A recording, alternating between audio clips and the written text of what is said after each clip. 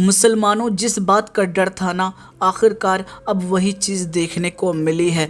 जी हाँ, आज की वीडियो के अंदर हम 3 बहुत बड़ी खबरों को लेकर बात करने वाले हैं।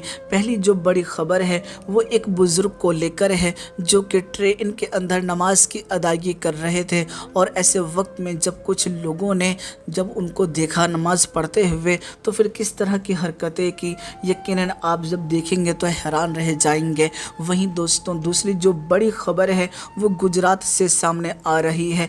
ताज़िए को लेकर मुसलमानों ने कुछ ऐसी जहालत पना और इतनी घटिया हरकत कर दी है जिसे बताते हुए यकीनन अफसोस आ रहा है। वहीं दोस्तों, हम बात करेंगे स्वीडन को लेकर कि किस तरह से फिर से कुरान मजीद की शान में वहां पर गुस्ताखी की गई है और इस वक्त ओआईसी ने क्या फ़ैसला लिया है। लेकिन उससे पहले मैं ये गुजारिश करूँगा कि अगर आप हमारे यूट्यूब चैनल के ऊपर नए हैं ना, तो चैनल को ज़रूर सब्सक्राइब कर लीजिएगा अगर इस तरह की और भी प्यारी प्यारी वीडियोस को आप देखना चाहते हैं। दोस्तों, सबसे पहले तो आप ये वीडियो देखिए।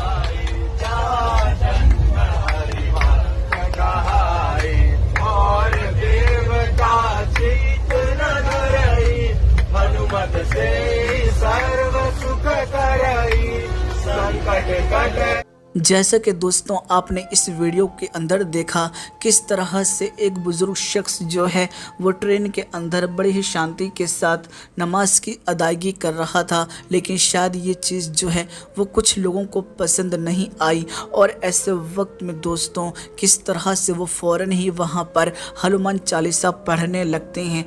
दोस्तों, यकीनन इस बात से किसी को परेशानी नहीं कि इन्होंने हनुमान चालीसा पढ़ा, और अगर ये पढ़ते भी हैं तो किसी को कोई परेशानी नहीं। लेकिन दोस्तों, यहाँ पर सिर्फ नफ़रत को दर्शाया जा रहा है। दरअसल हम जानते हैं कि नमाज के दौरान हम किसी भी तरह की अशांति को पसंद नहीं करते। ऐसे वक्त में जानबूझकर, जिस वक्त ये बुज़ुर्ग नमाज पढ़ रहे थे, ऐसे वक्त में ये लोग जो हैं ये भजन गाने लगते हैं। आप भजन गाओ, किसी को परेशानी नहीं, लेकिन इस तरह से जब कोई नमाज पढ़ रहा है तो ऐसे वक्त में आप ये चीज़ करो तो यकीनन ये चीज़ बहुत ज़्यादा गलत है। ऐसे में आप सभी को बता दूं, बहुत से लोगों का तो ये भी कहना है चलो इसी बहाने कम से कम इन लोगों को कुछ ही देर के लिए सही अपना भजन तो याद आया, वरना ये लोग पढ़ते कहाँ होंगे। वहीं आपको बता दूं, कुछ लोगों ने ये बात भी कही कि नमाज ऐसी पढ़ो कि 4 लोग जो हैं उन्हें अपना भजन याद आ जाए। तो दोस्तों, लोगों की अलग अलग राय है, लोग बहुत तरह की बातें कह रहे हैं ऐसे लोगों को लेकर, और कह रहे हैं कि ये सिर्फ नफ़रत को दर्शाया जा रहा है। जिस तरह से कहा जाता है कि अगर यहाँ पर लाउड स्पीकर में अजान हुई तो हम भी हनुमान चालीसा बजाएंगे। तो कुल मिलाकर दोस्तों यही एक वजह है कि वहाँ पर शख्स जो था वो नमाज पढ़ रहा था, तो उसी को देखकर ये लोग जो हैं वो चिढ़ के मारे वहाँ पर भजन गाने लगे। दोस्तों, जो भी हुआ यकीनन ये बहुत ज़्यादा गलत है, इस तरह से नहीं होना चाहिए था।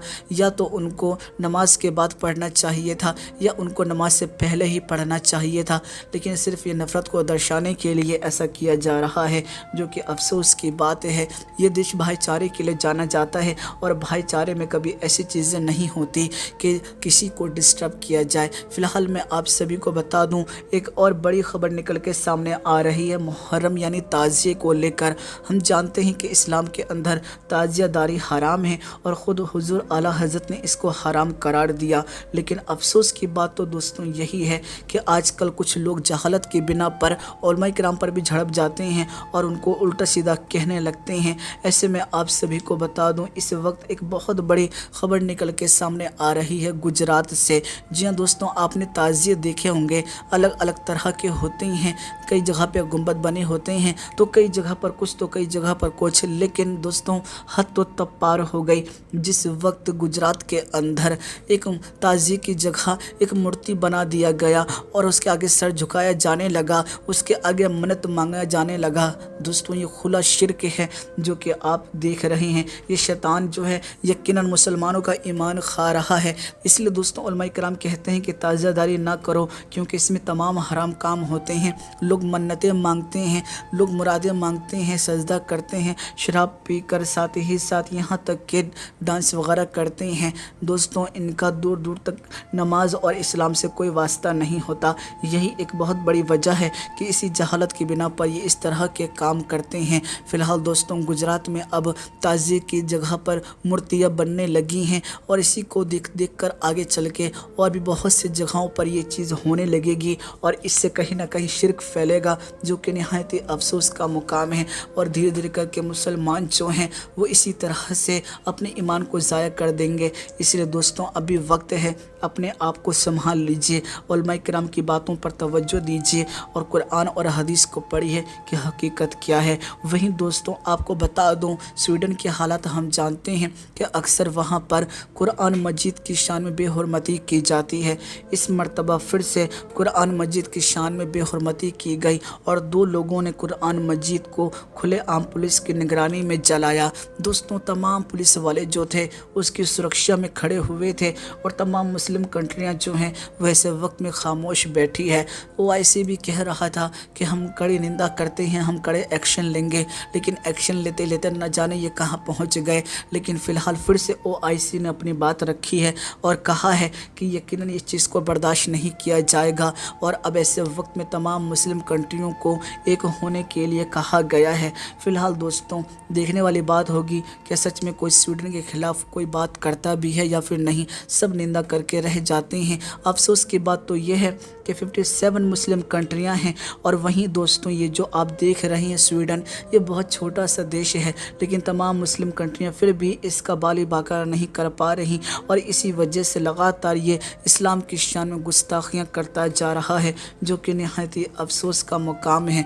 दोस्तों ऐसे वक्त में ज़रूरी है कि ज़्यादा से ज़्यादा हम अल्लाह की तरफ रुजू करें, अल्लाह की तरफ आएँ और हक़ की तरफ बुलाएं लोगों को, ताकि लोगों को हक़ का पता चल सके। और यकीनन इस तरह की जो बेहुरमती हो रही है इसके खिलाफ यकीनन लोगों को आवाज़ बुलंद करनी चाहिए और सरकार से भी मांग करनी चाहिए कि ऐसे लोगों को कड़ी से कड़ी सज़ा सुनाई जाए।